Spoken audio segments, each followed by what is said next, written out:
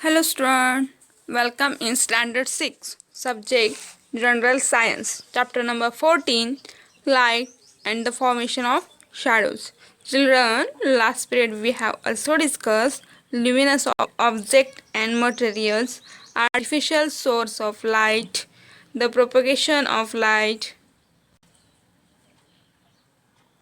with the examples. We have also discussed reflection of light, image in a plane mirror, a pinhole camera. Today we will discuss formation of shadows.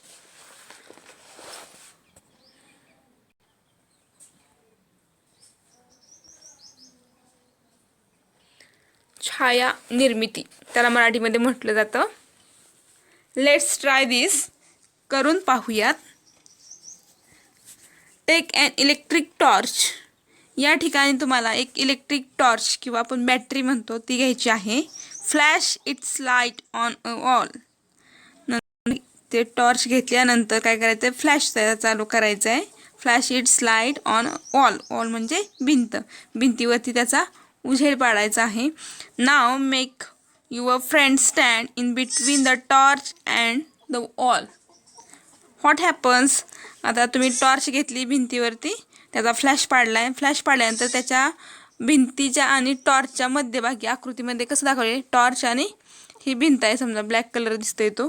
तर त्या दोन्हीच्या मध्ये तुमचं friend असेल, तुमचा brother sister कोण असेल त्याला समोर उभा करायचा. आणि समोर उभा केल्यानंतर मी त्याच्या अंगावरती प्रकाश पाडायचा. आणि प्रकाश पाडल्यानंतर त्याची सावली त्या भिंतीवरती पडते का, आणि पडली तर कशी दिसेल हे दाखवायचं आहे. तर इथं या फिगरमध्ये तुम्हाला काय सांगितलं, एक टॉर्च पकडलेली आहे आणि एक गर्ल्स दिसते तुम्हाला उभं राहिलेली. तर तिच्या अंगावरती टॉर्च पडल्यानंतर तिची जी सावली आहे किंवा तिचं जे रिफ्लेक्शन आहे ते भिंतीवरती पाठीमागं पडलेलं आहे. त्याला पाठीमागं जो ब्लॅक कलरचं जे आहे तिच्या आकाराचं प्रतिबिंब, त्याला शॅडोज असं म्हणायचं आहे. तुम्ही कोणतीही वस्तू घेऊ शकता, असं काही नाही की एखादी व्यक्तीच असावी. तुम्ही पेन, पेन्सिल किंवा तुमच्या रोजच्या वापराचे बुक्स, नोटबुक काहीही घेऊ शकता. त्याच्यावरती फक्त लाईट पाडायची आणि त्याची सावली पडते का बघायची. हे असं का होत असेल बरं, सावली पडत, असा कधी प्रश्न पडलाय तुम्हाला? तर बघा त्याचं उत्तर. If an opaque object. आपण ऑपेक्यू ऑब्जेक्ट काल पाहिलं होतं, म्हणजे अपारदर्शक, त्याच्यामधून लाईट कसलीच पास होत नाही. Opaque object comes in the way of light source. Light does not pass through it. As a result the light does not reach a wall or any other surface on other sides of the object. म्हणजे एखादी ऑपेक्यू object म्हणजे अपारदर्शक वस्तू जर असेल तर त्याच्यामधून light pass होत नाही, हे आपण पाहिलं होतं. त्याच्यामुळे अशा वस्तूंच्या पलीकडे म्हणजे भिंतीवरती त्या जो पृष्ठभाग आहे तर त्याची काय होते, सावली पडते. That's parts remains dark. सावली पडते म्हणजे त्या वस्तू काळ्या रंगाची दिसते आपण म्हणूयात. मग जो डार्क कलरचा पार्ट्स आहे त्याला काय म्हणायचे विज्ञानाच्या भाषेमध्ये, शॅडोज ऑफ द ऑब्जेक्ट. त्या वस्तूची छाया असं म्हणलं जातं.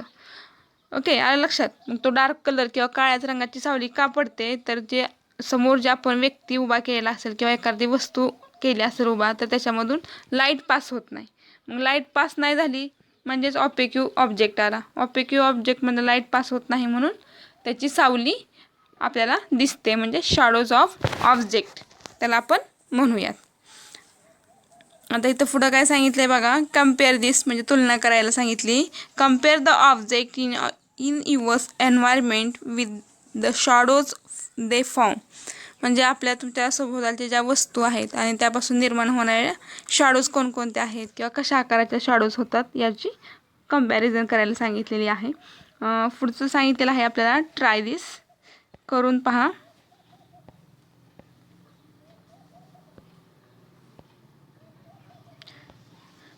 Ask your friend to stand a certain distance from you in a big room and obtain the shadows of your friends on the wall with the help of torch.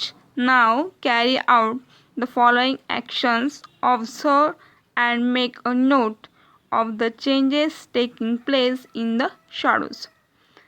तर या ठिकाणी तुम्हाला काय सांगितलेलं आहे बघा, तुमचा एक मोठी रूम घ्या. त्या रूममध्ये तुमचा फ्रेंड आणि तुम्ही एका ठराविक अंतरावरती उभं राहा आणि टॉर्चचा वापर करून तुम्ही तुमच्या फ्रेंडचं जी सावली पडती किंवा शॅडोज तयार होती त्याचं ऑब्झर्वेशन करायचं आहे.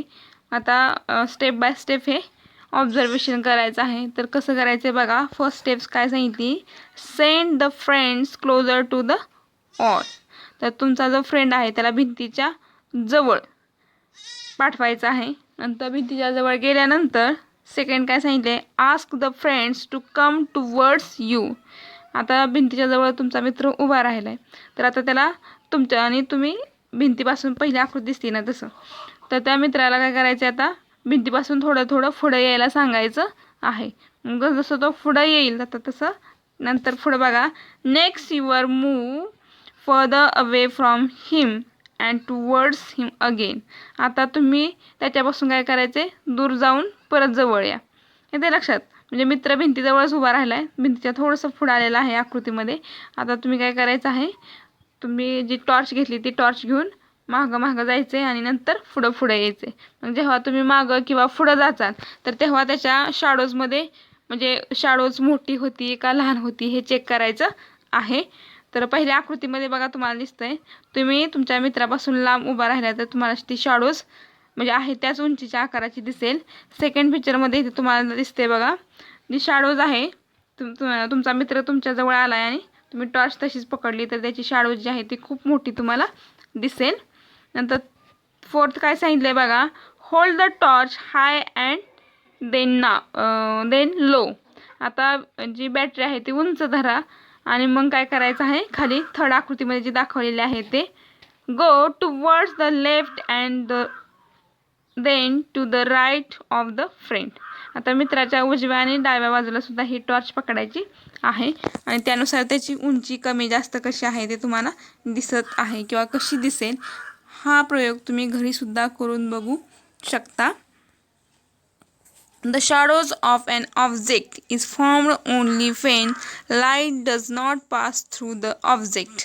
म्हणजे एखादी वस्तू किंवा एखादं जे ऑब्जेक्ट आहे ते ज्याच्यामधून लाईट कसलीच पास होत नाही तेव्हा त्या वस्तूची काय होते, शॅडोज तयार होते. The kind of shadows it forms depends upon the relative distance between source of light, the object and the surface of the screen on which shadows is formed. तर या ठिकाणी तुम्हाला काय सांगितलं बघा, जे म्हणजे प्रकाश स्रोत आहे कुठला आपला लाईट ऑफ सोर्स जो आहे किंवा एखादे ऑब्जेक्ट असेल किंवा एखादी स्क्रीन असेल तर यांचा जो परस्परामधील अंतर आणि दिशा याच्यावरती जे आपली शॅडोज तयार होणार आहे यावरती अवलंबून आहे. मी तुमची स्क्रीन ट्रान्सपरंट आहे का ऑपेक्यू आहे किंवा तुम्ही डिस्टन्स किती ठेवलेला आहे, तुमचा लाईट सोर्स कोणता तुम्ही वापरला आहे, या सगळ्यावरती अवलंबून शॅडोज असतात. The shadows of an object due to sunlight is long in the morning and evening in short in the afternoon. मग कोणत्याही वस्तूची सूर्यप्रकाशामुळे पडणारी जी सावली आहे किंवा जी शॅडोज आहे ती वेगवेगळी असते. जेव्हा सूर्य सकाळी असेल किंवा संध्याकाळी असतो तर लांबवर असतो, जेव्हा दुपारी येतो तेव्हा काय असतो, छोटी शॉर्ट सावली तुम्हाला तुमची दिसून येते. तुम्ही जर सकाळी बघितलं तर तुमची सावली खूप अशी लांब दिसते. दुपारी साधारणतः 12च्या दरम्यान जर तुम्ही तुमची सावली चेक केली तर खूप कमी किंवा शॉर्ट दिसते आणि संध्याकाळी पण पुन्हा तुमची जी शॅडोज आहे ती खूप मोठी दिसते. You can easily note these changes if we observe the trees along the road sides. मग ह्या शॅडोज तुम्ही रस्त्याने येता जाता सुद्धा चेक करू शकता, म्हणजे झाडांचं निरीक्षण करू शकता. त्यामुळे सकाळी जाताना झाडाची सावली किती पडली होती, दुपारी कशी झाली आणि संध्याकाळी कशी झाली हे तुम्ही सुद्धा ऑब्झर्वेशन करू शकता. This change in the shadows depends on the source of light. मग हे जे शॅडोज आहेत ह्या कशामुळे चेंज होतात, तर सोर्स ऑफ जो लाईट आहे त्याच्यामुळे ह्या शॅडोजचा जो साईज आहे तो चेंज झालेला आहे. The object and also on the surface on which the shadows is formed. मग ह्या जो ऑब्जेक्ट आहे किंवा एखादी वस्तू आहे या सगळ्यांच्या म्हणजे अंतर वगैरे जे आहे या सगळ्यावरती जो आपली शाडोज तयार होणार आहे हे सगळं अवलंबून असणार आहे. Next page.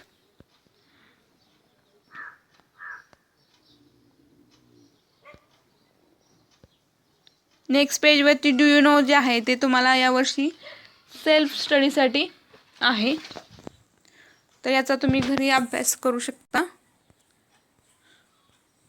नंतर सेकंड अ लिटल फन जे दिलेलं आहे, तर हे लिटल फनसुद्धा तुम्हाला जेव्हा use your hands and feet to make different shapes of birds animals etcetera. तर या ठिकाणी तुम्हाला तुमच्या हाताच्या साह्यानं किंवा पायाच्या साह्यानं काही पक्ष्यांचे काही प्राण्यांचे जे शेप्स आहेत तर ते तयार करायला सांगितलेले आहेत. हे तुम्ही संध्याकाळच्या वेळेस उजेडामध्ये धरून भिंतीवरती याची सावली कशी पडते हे बघू शकता. नंतर आहे लेट्स ट्राय दिस, करून पहा.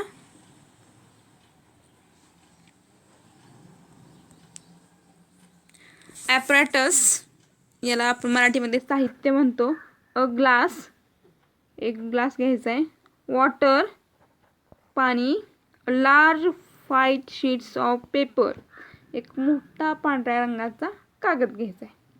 तर पुढं काय करायचं आहे बघा. Place a glass filled with water on a sheet of paper in the Windows so that it's receive direct sunlight.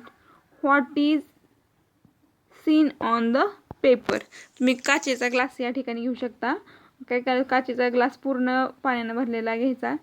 तर भरल्यानंतर तो खिडकीच्या जवळ सूर्यप्रकाश येईल अशा ठिकाणी पाण्यानं भरलेला काचेचा ग्लास ठेवायचा आहे. आणि आता त्या कागदावरती तुम्हाला काय दिसेल म्हणजे काचेच्या ग्लासच्या खाली पांढरा कागद ठेवायचा आहे, जेणेकरून आपल्याला ते सहज निरीक्षण करता येईल.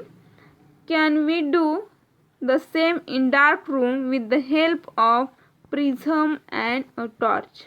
आता हीच आकृती काय करायची आपल्या खोलीमध्ये एक टॉर्च आणि प्रिझम घेऊन ही करू शकता. What do you we learn from this.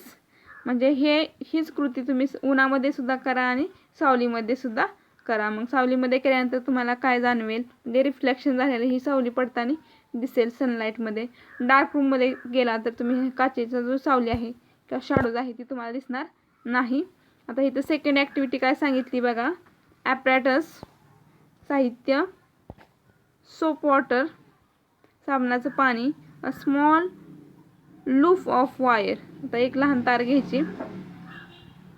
If you dip the wire loop in the soap water and then blow on it soap bubbles are form. The beautiful colours of the rainbows are seen in this bubbles. तर तुम्ही यात्रेमध्ये किंवा जत्रेमध्ये बघा ते फुगे जे आहेत साबणाच्या पाण्याचा फेस करून जे फुगे असे हवेत सोडल्याचा फुंकर मारल्यानंतर ते फुगे किंवा जे बुडबुडे निघतात तर त्या बुडबुड्यापासून जे रेनबो जे कलर आहेत तर ते तुम्हाला तिथं दिसून येतात. थर्ड आहे what do you see on holding a CD in the sun. तर सीडी उन्हात धरली तर तुम्हाला काय जाणवेल बरं. तर तुम्हाला त्याचे जे रेनबो जे कलर आहेत तर ते दिसतात आणि एक चकाकी आलेली दिसते. Next page. In the past हे सुद्धा तुम्हाला यावर्षी नाही. वी हॅव लर्न आपण काय शिकलो.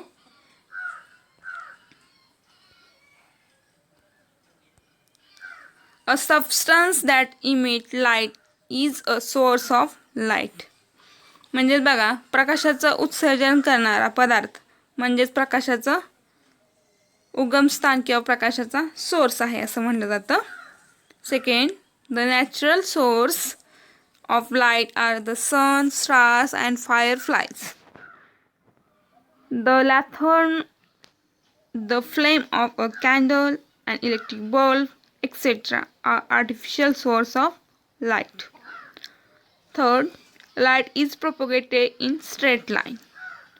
Fourth, light must be reflected from the surface of an object for the object to be seen.